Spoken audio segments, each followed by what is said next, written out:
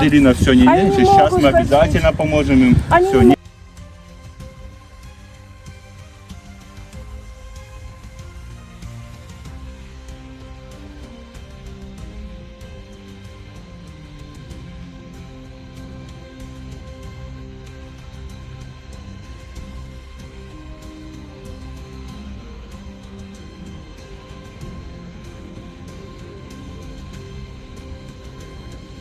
Самое главное при выезде на проведение аварийно-спасательных работ узнать характер, сложность работ, количество пострадавших и, соответственно, подобрать все необходимое снаряжение.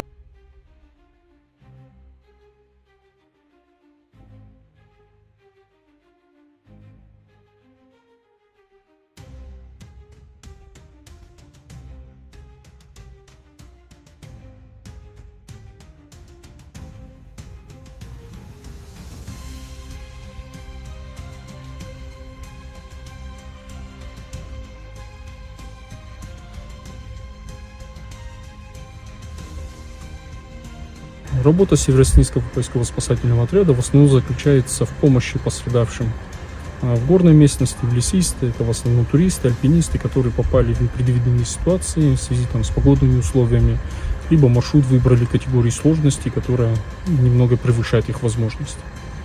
Чаще всего это бывают травмы у туристов-альпинистов в связи с камнепадом, либо попали под лавину, либо погодные условия испортились, то есть сел туман, начался дождь, град, заблудились где-то, подвернули ногу, либо упали в обрыв, в ледовую трещину. Благо, если бывает при этом связь, что могут позвонить, вызвать спасателей. Спасатели в течение 5 минут реагируют, узнают характер, местность, куда нужно.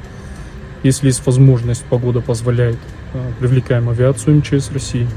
Это намного сильно облегчает спасение пострадавших. То есть время подлета к ним в разы быстрее, чем пешая группа доберется. Если возможности привлечения авиации нет, то пешая группа спасателей отправляется на спасение. Всегда это бывают профессиональные спасатели, альпинисты. Добираются до места, оказывают первую помощь при необходимости и эвакуируют в безопасную зону, передают медикам для оказания уже более профессиональной медицинской помощи.